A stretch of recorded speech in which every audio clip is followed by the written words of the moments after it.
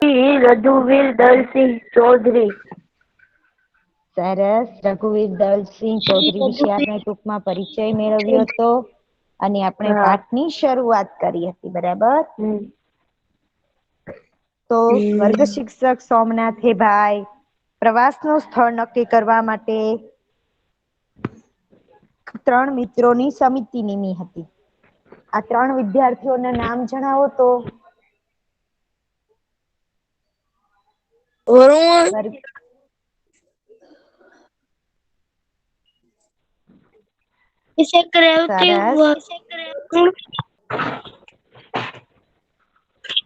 પછી ભાઈ અહીંયા પંક્તિ લખેલી હતી. આ પંક્તિ કોના માટે લખાયેલી હતી? રેલાય આવતી છો ને બધી ખારાશ પૃથ્વીની, સિંધુના ઉડમાંથી તો ઉઠશે અમે વાદળી. હા, તો આ પંક્તિ શા માટે લખાયેલી હતી ભાઈ?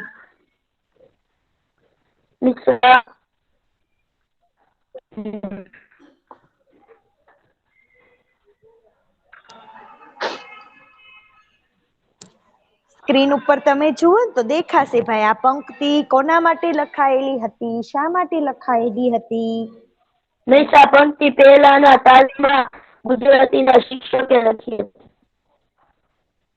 નહીં, તો વર્ગ શિક્ષક સોમનાથભાઈ ને એવું લાગ્યું કે ગુજરાતીના તાસમાં શિક્ષકે લખી હશે, પણ ખરેખર આ પંક્તિ કોના માટે લખાયેલી હતી? સોમનાથ માટે. સોમનાથ. નહીં. પહેલી તમારા ગુજરાતી શિક્ષકે આ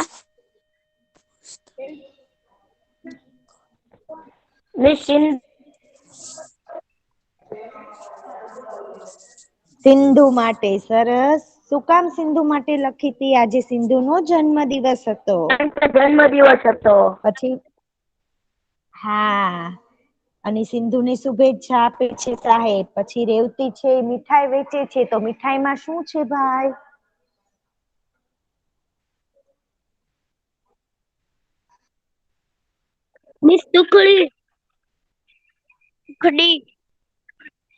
સુખડી છે, પણ સુખડી કેવી છે ભાઈ? મોહનથાળ જેવી પોચી. હવે સિંધુએ પ્રવાસના સ્થળ અંગેનો સમિતિનો જે અભિપ્રાય હતો એ રજૂ કરે છે. તો એમને શું રજૂ કર્યું પ્રવાસના સ્થળનો અભિપ્રાયમાં? કચ્છનું માંડવી, સૌરાષ્ટ્રનું માધવપુર અને દક્ષિણ ગુજરાતનું તિથલ. આ 3 માંથી નક્કી કરે છે. હા, તો આ 3 સ્થળ એ લોકોએ પસંદ કર્યા છે. એમાંથી સાહેબ નક્કી કરે ને તે સ્થળે એ લોકો જઈશે. તો સર છે એ બધાને શાબાશી આપે છે. શું કામ શાબાશી આપે છે? તે દરિયા કિનારા સ્થળ પર પસંદગી કર્યા છે. સરસ. કારણ કે છેલ્લે એ લોકો કયા સ્થળે પ્રવાસે જઈ આવ્યા હતા ભાઈ? અંબાજી ગયા હતા. તો રસ્તામાં સાહેબે કયો લેખ વાંચી સંભળાવ્યો હતો?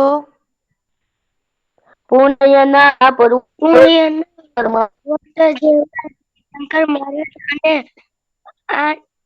એના લેખક હતા. પર્વત જેવા રવિશંકર મહારાજના. હા, તો પુણ્યના પર્વત જેવા રવિશંકર મહારાજ. આ લેખના લેખકનું નામ જણાવો તો. સ્વામી આનંદ. સરસ. હવે એ લેખની અંદર ભાઈ શું વાત કરવામાં આવી હતી? સરસ.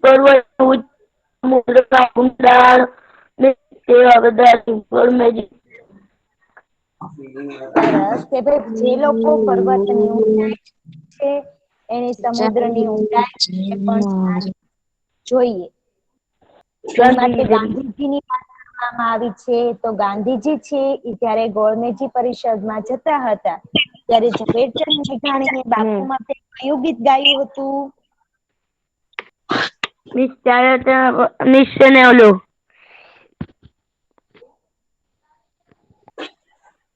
તમારે સ્ક્રીન ઉપર સતત સાગર ધ્યાન પીનારા અંજલિ નવ દોડજો બાપુ. વાદળી સરસ. ઉઠી. બરાબર. સાગર પીનારા અંજલિ નવ ઢોળજો બાપુ, આ ગીત છે ઈ ગાયું હતું. હા. હવે વરુણ છે એની સામે જોઈ અને રેવતી શું કહે છે? વરુણ છે એની સામે જોઈ રેવતી આ સોમનાથ સાંભળે તેને કહ્યું કે સોમનાથે તુરત પીઠ ફેરવી મુકતા ભૂસ્યા વિના बिना पाटिया पन्नी बाकीની જગ્યાએ પશ્ચિમ નહીં, ભારત એમ નહીં. મિસે શું સવાલ પૂછ્યો છે? રેવતીએ વરુણ સામે જોઈ અને શું કહ્યું? સોમનાથ સાંભળે એ રીતે કહ્યું. સાહેબ પ્રવાસનું સોમનાથે સ્થળ નક્કી કરવાનું ભૂલી ગયા લાગે છે. હા, સરસ. તારો જવાબ સાચો હો ભાઈ. શું કહ્યું એ પહેલા લખેલું હોય. મિસે જે સવાલ પૂછ્યો ને તો એનો જવાબ તમારી એની પહેલા મળે. તમે પછી વાંચો ને તો એ જવાબ ન મળે. તો પછી સાહેબે તરત જ શું કામ કર્યું ભાઈ? પાછળ ફરી અને પશ્ચિમ ભારતનો નકશો દોર્યો. તો એમાં એને સૌથી ઉપર કયું નામ લખ્યું? મિસ સૌથી બેટ દ્વારા લખ્યું. સૌથી ઉપર બેટ બેટ દ્વારકા દ્વારકા લખ્યું. હે ભાઈ? બેટ દ્વારકા. બેટ દ્વારકા. નહીં, સૌથી ઉપર એને દરિયા કિનારાના સ્થળોના નામ લખવા માંડ્યા. તો ઉપર કયું નામ લખ્યું? કોટેશ્વર અને નારાયણ સરોવર થી શરૂઆત કરી. હા, કોટેશ્વર સૌથી પહેલા. જો બોયઝ આ યાદ રાખજો, એક વાક્યના સવાલ જવાબમાં હમણાં આ બધું આવશે. સૌથી ઉપર એને લખ્યું કોટેશ્વર. કોટેશ્વર પછી શું લખ્યું? નારાયણ સરોવર થી શરૂઆત કરી. નારાયણ સરોવર પછી કોટેશ્વર. બોલો તો. કોટેશ્વર, નારાયણ સરોવર પછી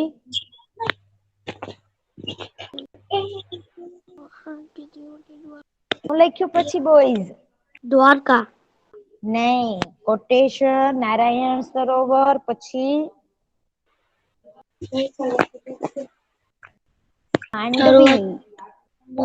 માંડવી. માંડવી પછી વહાણ. પછી શું લખ્યું? એ તો એને વહાણ દોર્યું. માંડવીના નામની સામે વહાણ દોર્યું હતું. પણ માંડવી પછી કયું નામ લખ્યું? ચિત્યું. માંડવી બેટા નામ પૂછે છે મિસ કે માંડવી પછી કયું નામ લખ્યું?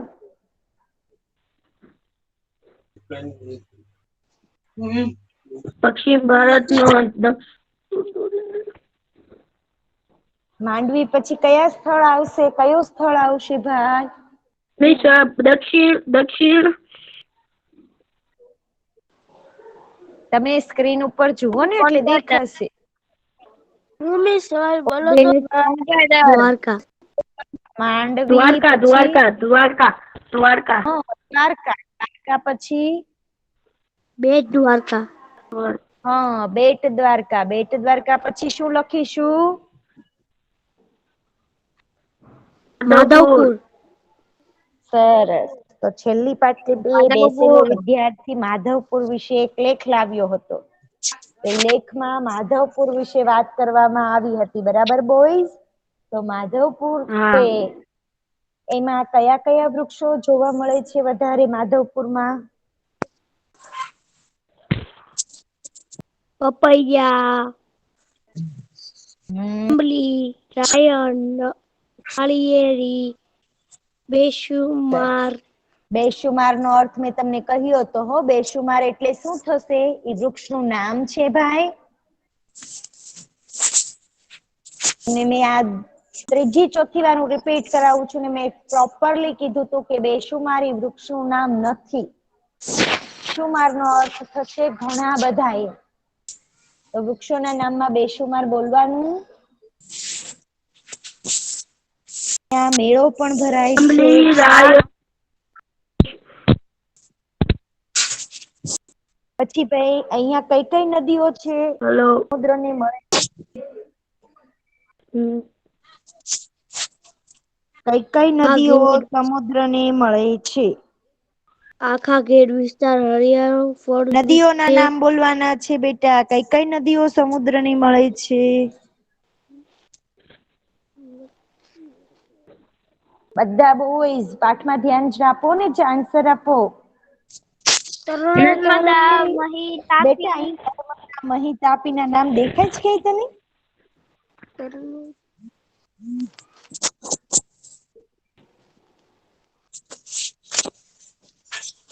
આપણે માધવપુરની વાત કરીએ છીએ. માધવપુરની અંદર કઈ નદીઓ છે સમુદ્રને મળે છે?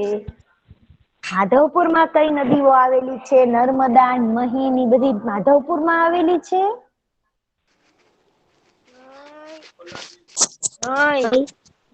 તો માધવપુરની નદીઓના નામ તો બોલો. નર્મદા ક્યાં આવેલી છે? તો નહીં ખ્યાલ હોય. ભાદર, વરસાદ અને મધવંતી.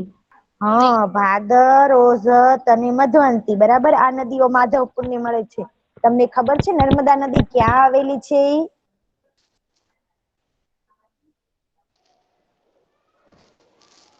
તો આજે તમે બધા છે ને એ શોધીને મને આવતા લેક્ચરમાં કહેજો કે નર્મદા નદી ક્યાં આવેલી છે. બરાબર, આવેલી છે.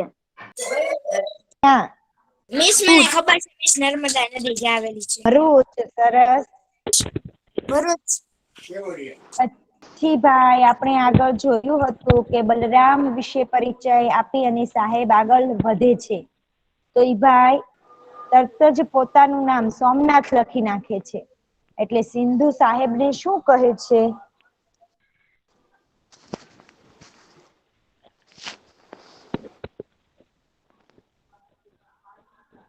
ચલો, સાહેબે બોર્ડ ઉપર સોમનાથ લખી નાખ્યું. એટલે સિંધુ એ સાહેબને શું કહ્યું? અરે, આ દ્વારકા અને માધપુર વચ્ચે પોરબંદર ખરું? ઈ સિંધુ એ કહ્યું.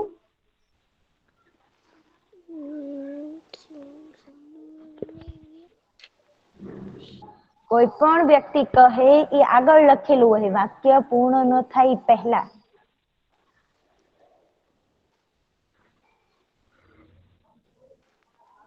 સાહેબ પોતાનું નામ લખવાની ઉતાવળમાં સુદામા અને ગાંધીજીના વતનને ભૂલી ગયા. એવું સિંધુ છે એ સાહેબને વિનય વિવેક સાથે કહે છે. તો ભાઈ કયો સ્થળનું નામ લખવાનું રહી ગયું છે? માધવપુર પછી કયું સ્થળ આવશે? પોરબંદર. હા, પોરબંદર. અને પોરબંદર પછી આવશે સોમનાથ. તો સોમનાથમાં પ્રભાસ ક્ષેત્ર છે. એને શાનું કેન્દ્ર ગણવામાં આવે છે? પ્રભાસ ક્ષેત્ર છે એ શાનું કેન્દ્ર છે?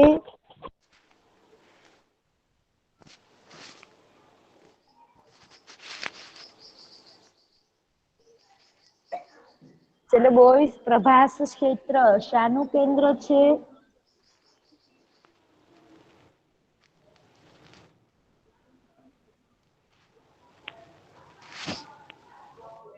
તમે વાંચો છો કે વાંચતા જ નથી સ્ક્રીન ઉપર?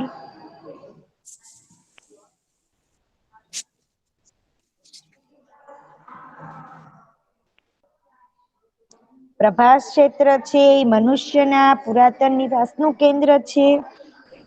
અને અહિયાંથી મનુષ્યની પ્રાચીનમાં પ્રાચીન ખોપરી છે મળી આવી છે. આ મંદિર ઘણી વખત તૂટ્યું છે, ફરી બંધાયું છે, પણ લોકોની શ્રદ્ધા અડગ રહી છે. ત્યારબાદ દ્વારકા. દ્વારકાને ગેટવે ઓફ ઇન્ડિયા કહેવામાં આવે હા બેટા. દ્વારકાને ગેટવે ઓફ ઇન્ડિયા કહેવામાં આવે છે.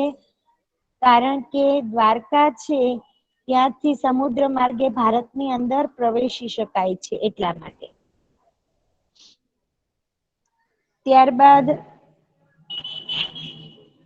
લોથલ અને તિથલ એ બેયને કઈ સંબંધ ખરું એવું વરણ પૂછે છે. એટલે સાહેબ કે છે કે હા, સંબંધ છે. ઈ સમુદ્રના 1666 કિલોમીટર લાંબા કિનારાનો. આપણો ગુજરાતનો દરિયા કિનારો છે એ 1666 કિલોમીટર લાંબો છે. જો આપણે કે તિથલ જઈશું તો દાંડી જઈશું. અને દાંડી વિશે મેં તમને વાત કરી હતી કે અંગ્રેજોએ મીઠા ઉપર જ્યારે વેરો નાખ્યો ત્યારે ગાંધીજીએ મીઠાને સાવ સસ્તું એટલે કે એને વેરા વગરનું રાખવાનું કહ્યું, કારણ કે મીઠું છે એ લોકોની પ્રાથમિક જરૂરિયાત છે. મીઠા વગર આપણો ખોરાક બની શકે નહીં. એની માટે ગાંધીજીએ જે સત્યાગ્રહ કર્યો હતો એ માટે થઈ અને દાંડી પ્રખ્યાત થયું છે.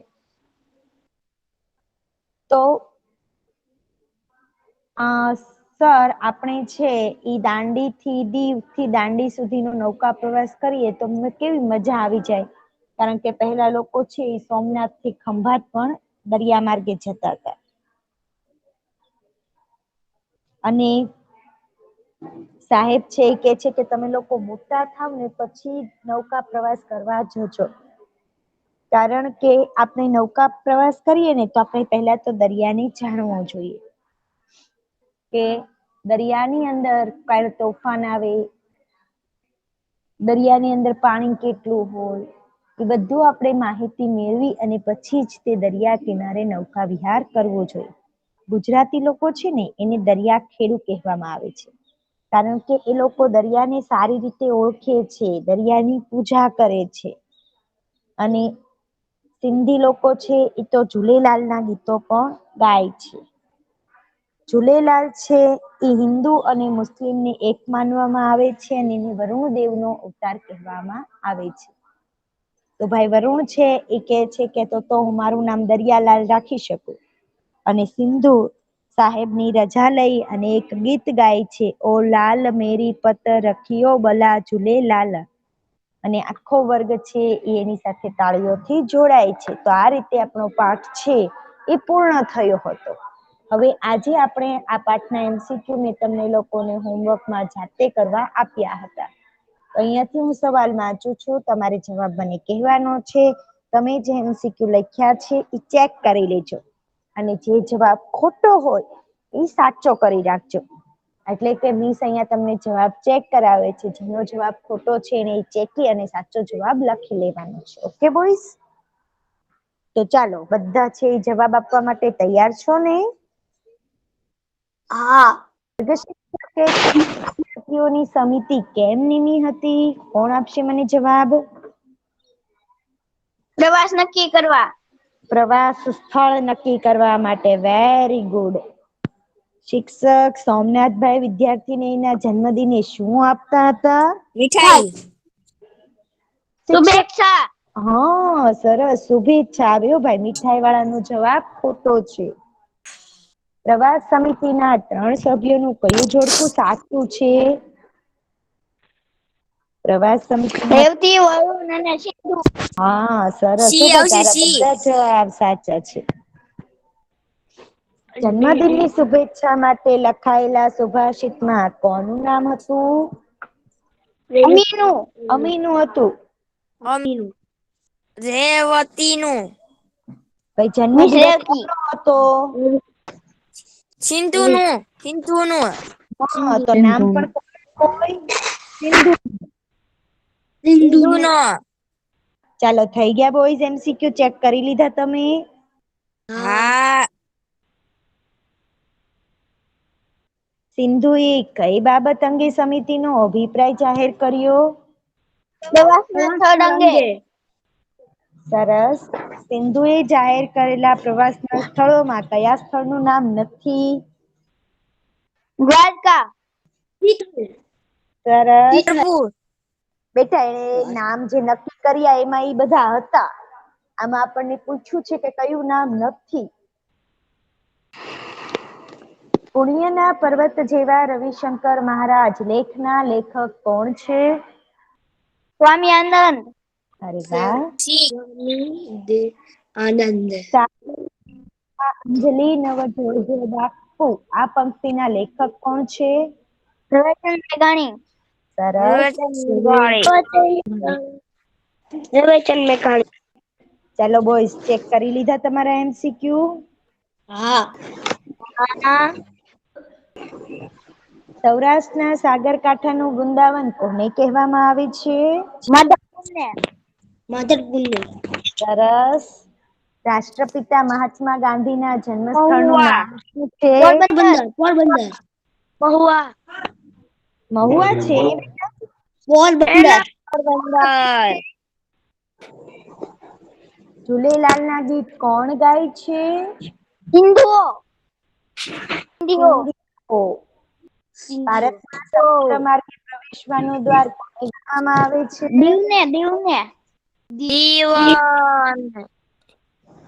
દીવને. દ્વારકાને. સરસ. ચાલો બોયસ થઈ ગયા MCQ. હા. હવે એક વાક્યના પ્રશ્નોત્તર પણ મેં તમને હોમવર્કમાં લખવા આપ્યા હતા હો, ઈ ચેક કરાવડાવું છું. ચાલો બધાને આ જવાબ આવડે. છેલ્લે કયા સ્થળનો પ્રવાસ યોજાઈ ગયો હતો? માધવપુર. યોજાઈ ગયો હતો. દ્વારકા. બેટા આડેધડ કોઈ મને જવાબ નહીં આપે. પાઠ યાદ કરો. હજી યાદ કરાવડાવ્યું જ છે મેં. આખો પાઠ તમને રિવાઇઝ કરાવ્યો. છેલ્લે કયા સ્થળનો પ્રવાસ યોજાઈ ગયો હતો? અંબાજી. હા, અંબાજીની આગળ કયું નામ હતું? આબુ અંબાજી. જવાબ આખો બનાવો. ચાલો. છેલ્લો સ્થળ આબુ અંબાજીનો પ્રવાસમાં યોજાયો હતો. તો આપણો જવાબ આ રીતે બને બેટા. થોડું છે એ જવાબને મઠારવાની એટલે કે યોગ્ય ગોઠવવાની જરૂર છે.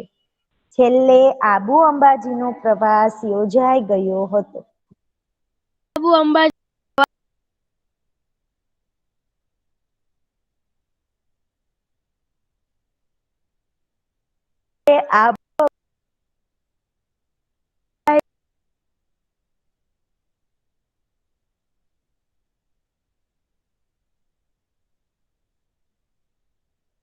મોહનથાળ જેવી. સાવડિયો હો ભાઈ. જો પાઠ યાદ રાખો.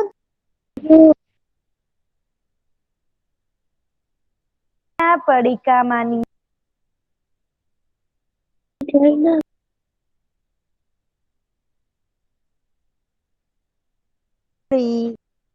મોહનથાળ જેવી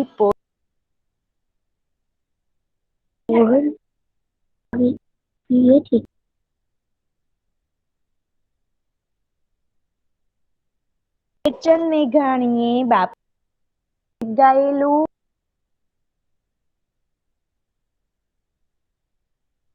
આવ્યું હતું.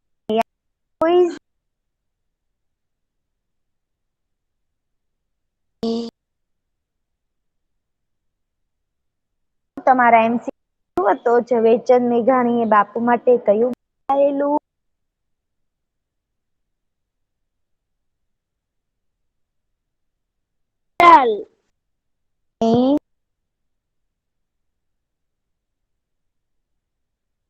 જુઓ તો આવ્યું તો આપણે ઝવેરચંદ મેઘાણી. જવાબ કયા MCQ?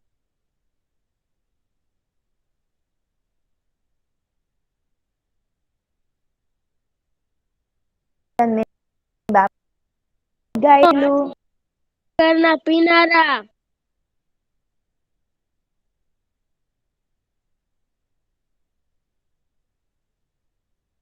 આપણે સવાલમાંથી પહેલા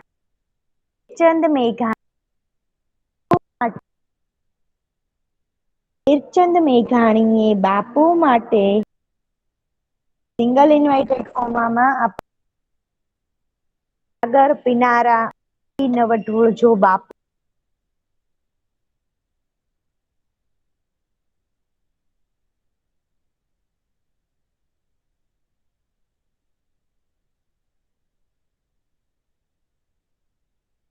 બોયઝ. હા.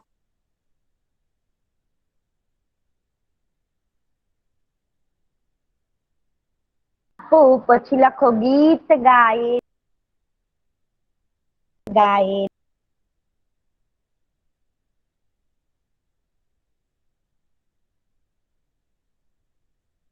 વિરામ.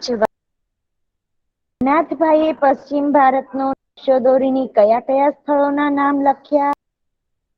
મેં તમને યાદ કરાવ્યા હતા. સૌથી ઉપર કયું નામ લખ્યું સરે?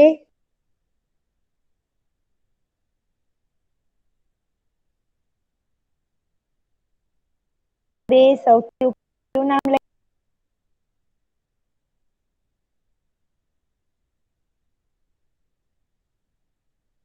આબુ અંબાજી.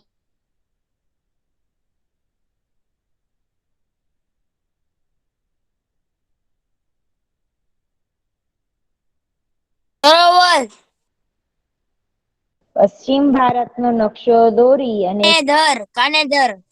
બેટા તને ગોંટેદર. એક મિનિટ, તું સરસ રીતે પેલા વાંચ અને પછી બોલ. ગોંટેદર.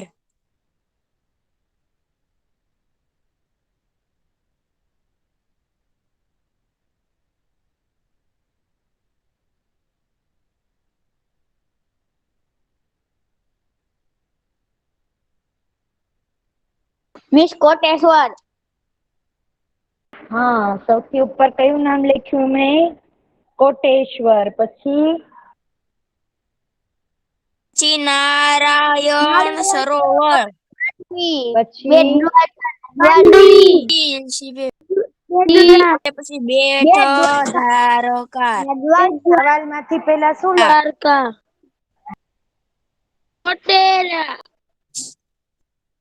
પેલા લખશું સોમનાથ ભાઈએ પશ્ચિમ ભારત નકશો દોરી. નામ સુધી લખી નાખવાનું બધું પેલા. નામ સુધી. પેલા સવાલમાંથી લખવાનું છે. સવાલમાંથી લખો પેલા. હા, નામ આગળ નામ સુધી લખો. નામ સુધી.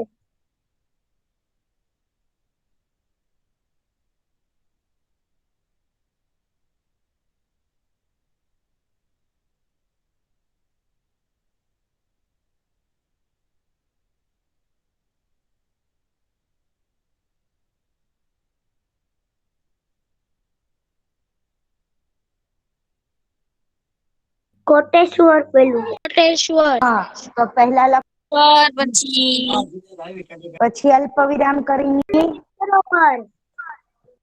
નારાયણ સરોવર. પછી માંડવી. માંડવી. પછી દ્વારકા. બેટ દ્વારકા. અને માંડવીપુર. પછી કઈ આપણે લખશું ભાઈ? માંડવી પછી કયું છે? માંડવી પછી બેટ દ્વારકા. દેખાય છે? દ્વારકા પછી દ્વારકા ને? હા, બેટ દ્વારકા પછી દ્વારકા. પછી પૂરો જવાબ. નહી, છેલ્લું હજી નામ લખવાનું છે. કયું નામ બોઈઝ લખવાનું છે? અંબાજી. ને ક્યાં પહોંચી ગયો તું બેટા? દ્વારકા પછી કયું નામ બોલ્યા હતા આપણે? માંડવીપુર.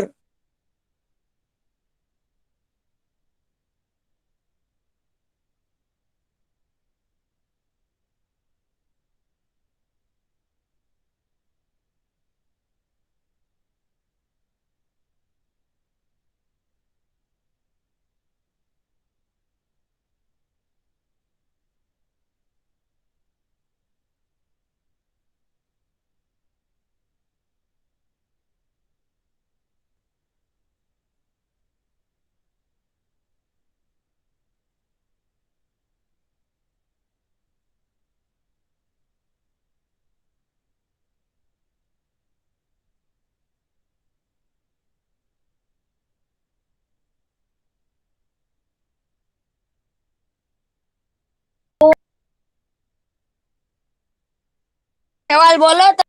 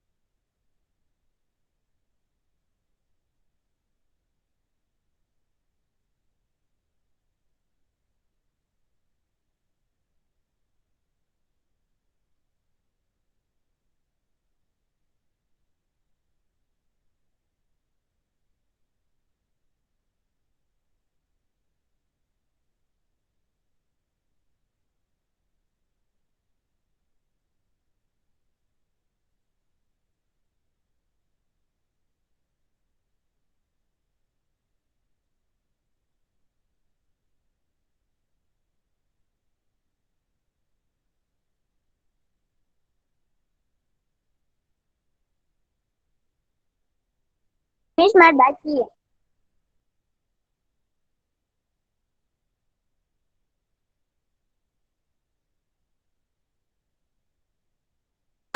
આમીજી લખાઈ ગયું.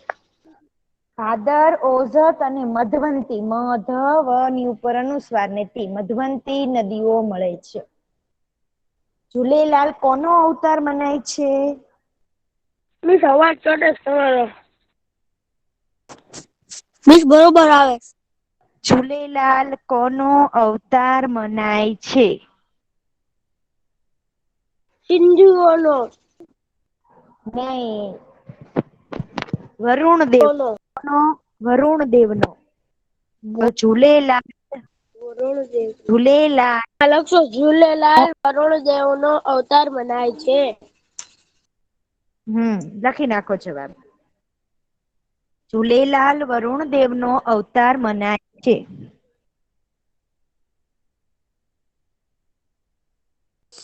સાહેબની રજા લઈને સિંધુ કયું ગીત ગાય છે?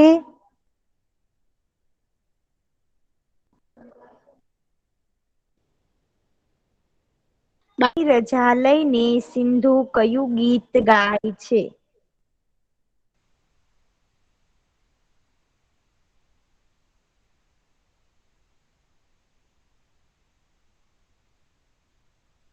સવાલ છે સાહેબ તો હું મારું એ લાલ ભલા ઝૂલે રાવણ, આખો વર્ગ તળાવી સાથે જોડાયો. તાળીઓ સાથે જોડાયો. ઓ લાલ મેરી પત રખિયો ભલા ઝૂલેલાલ ની ગીત ગાય. એમાંથી શું લખશું? પહેલા સવાલ માંથી લખશું, પછી પંક્તિ લખાશે ને. સવાલ માંથી શું લખશું? સાહેબની રજા લઈને. કયો સવાલ? સાતમો. સાહેબની રજા. સાતમો લખાયો છે. હા. સાહેબની ઝૂલેલાલ આ ગીત ગાય છે. કયો ભલા ઝૂલેલાલ. ઇન્વાઇટેડ કોમામાં જવાબ લખી નાખો. ઓ લાલ મેરી પત રખિયો ભલા ઝૂલેલાલ.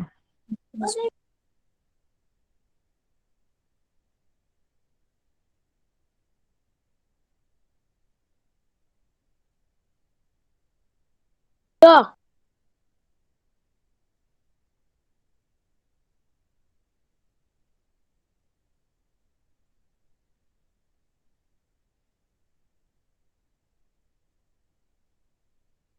સ્ક્રીન સ્ક્રીન પ્રેઝન્ટ કરી. મિસ મારે હેંગ થાય. હાનિફ ડેરૈયા મિસ સ્ક્રીન પ્રેઝન્ટ કરી. હા ઓકે, હું કરી દઉં છું. મિસ હાનિફ ડેરૈયા સ્ક્રીન પ્રેઝન્ટ કરી. એને મને કીધું છે એ હેંગ થાય છે એટલે ભૂલથી શેર થઈ ગઈ છે. તમે સ્ટોપ કરો.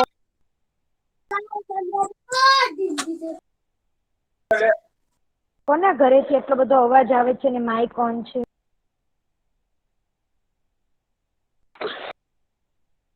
ત્યારબાદ નવો પ્રશ્ન છે. એમસી બાકી છે. બાકી છે લખ. હવે હું બોલું છું, લખી દે. ઓ લાલ. હા તે કેટલું લખ્યું છે વાંચ તો. ઓ 8 લાલ મિનિટ મેરી બાકી છે ઉધી સવાલ. લખ્યું. ઓ લાલ મેરી પત રખિયો. મેરી પત ભલા રખિયો ઝૂલેલાલ. ભલા મિસ ઝૂલેલાલણ. જો મેં સ્ક્રીન ઉપર રાખ્યું દેખાય છે? ભલા હા ઝૂલેલાલ. ડોટ ડોટ ડોટ કરી ચિહ્ન ને કોમા પૂરા જવાબ. છેલ્લો સવાલ લખાઈ છે. ગયું. છેલ્લો સવાલ છે. વહાણ તોડવાના વિશ્વવિખ્યાત કેન્દ્રનું નામ જણાવો. વહાણ તોડવાના વિશ્વવિખ્યાત કેન્દ્રનું નામ આપો. ચાલો એ મેં તમને કીધું તું, યાદ છે બોયઝ? મિસ હું કેનું નામ આપવાનું છે? અલંગ સરસ. એટલે વહાણ તોડવાના વિશ્વવિખ્યાત કેન્દ્રનું નામ અલંગ છે.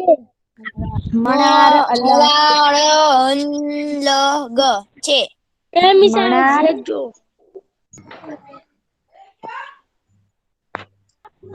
મણાર પછી ડેશ કરીને અલંગ. અલંગ સાચું લખજો, અલગ નો લખતા ખાલી. મિસ લ માંથી અનુસ્વાર નહીં કરો ને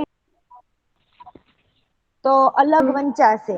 મણાર અલંગ છે. થઈ ગયા મણાર બોયઝ? અલંગ.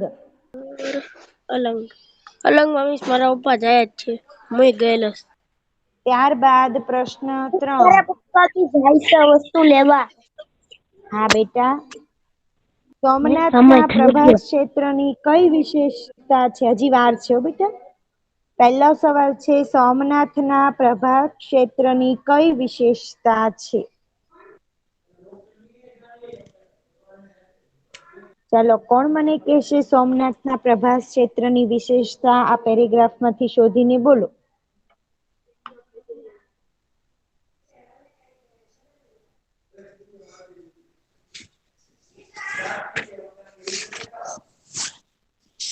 મિસ મારે આટલો પ્રશ્ન બાકી છે, કરો ને પછી. સવાલ છે, સોમનાથના પ્રભાસ ક્ષેત્રની કઈ વિશેષતા છે? સોમનાથના પ્રભાસ ક્ષેત્રની કઈ વિશેષતા છે? જવાબ બોલો. મનુષ્યના પુરાતન નિવાસનું કેન્દ્ર છે. હા, પછી 2-3 વાક્યમાં છે તો આટલું લખશું તો જવાબ સાચો ગણાશે? નહીં, આ વિસ્તારમાંથી મનુષ્યની પ્રાચીન ખોપરી મળી છે. સરસ. તો ભાઈ જો અહીંયા સોમનાથનું પ્રભાસ ક્ષેત્ર છે ને, ત્યાંથી આપણે જવાબ લખવાનું શરૂ કરશું. સોમનાથનું પ્રભાસ ક્ષેત્ર મનુષ્યના પુરાતન નિવાસનું કેન્દ્ર છે. આ વિસ્તારમાંથી મનુષ્યની પ્રાચીનમાં પ્રાચીન ખોપરી મળી છે.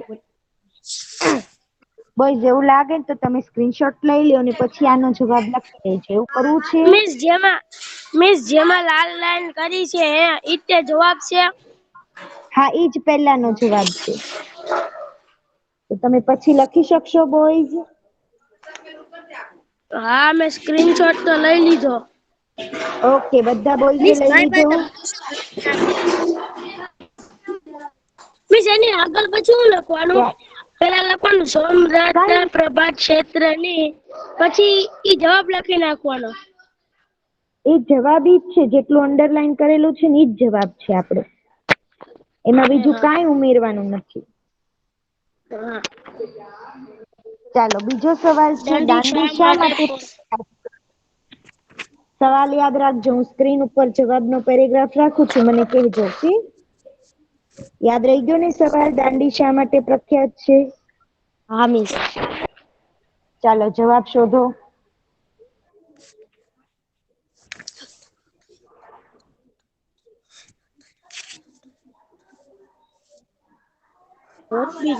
તો દાંડિયા દર્શન પણ કરીશું. સમુદ્ર સંબંધ સમુદ્રના 166 કિમી લાંબા કિનારો પણ ઓકે બોયઝ, ચાલો એક સવાલ લખી લ્યો. દાંડી શા માટે પ્રખ્યાત છે? પછી આપણે લેક્ચર પૂરો કરશું. મિસ લખો. એનો જવાબ ક્યાં છે? અંગ્રેજોએ આ હું લખાવું છું. લખો. અંગ્રેજોએ મીઠા પર વેરો નાખ્યો. બેટા તારું માઇક મ્યુટ કરી દે, સતત અવાજ આવે છે. એના પર વેરો નાખ્યો. અંગ્રેજોએ મીઠા પર વેરો નાખ્યો.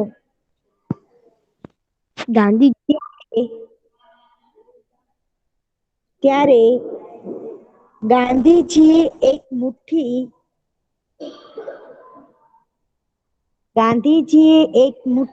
નાખ્યો પછી હું એમિસ નાખ્યો પછી ગાંધીજીએ ત્યારે પછી ગાંધીજીએ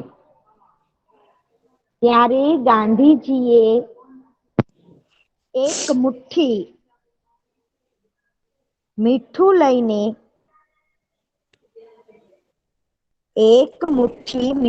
લઈને સત્યાગ્રહ કર્યો.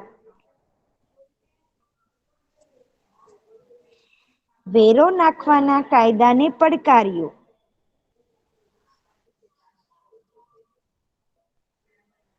આખો દિવસ બેઠો છું સત્યાગ્રહ કર્યું બસ પછી મેં વેરો નાખવાના વેરો કાયદાને પડકાર્યો. નાખવાના કાયદાને પડકાર્યો. પડકાર્યો. તેથી દાંડી દાંડી પ્રખ્યાત છે.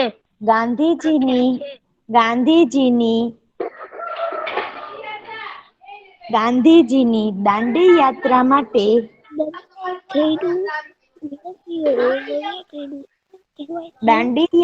માટે પ્રખ્યાત છે. બોયઝ આજનું હોમવર્ક. આજે આ મિસે કેટલું કરાયું છે તમને? વિકલ્પો કયા મિસે? કયા મિસે કરાવ્યું અત્યારે?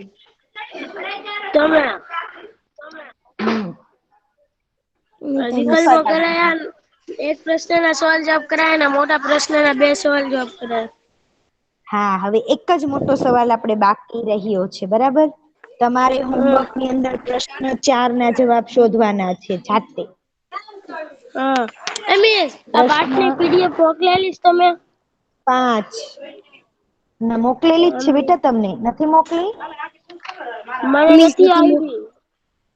પ્રશ્ન 4, 5, 6, 7 અને 8. આ બધાના જવાબ તમારે જાતે શોધીને લખવાના છે. કયા કયા પ્રશ્ન બોલો તો? 5, 4 પછી 6, 7, 8. 6, 7 ને 8. તો થઈ જશે ને હોમવર્ક? હા. ચાલો બોયઝ. લેફ્ટ તો થઈ જવી. અને આપણે કર્યું છે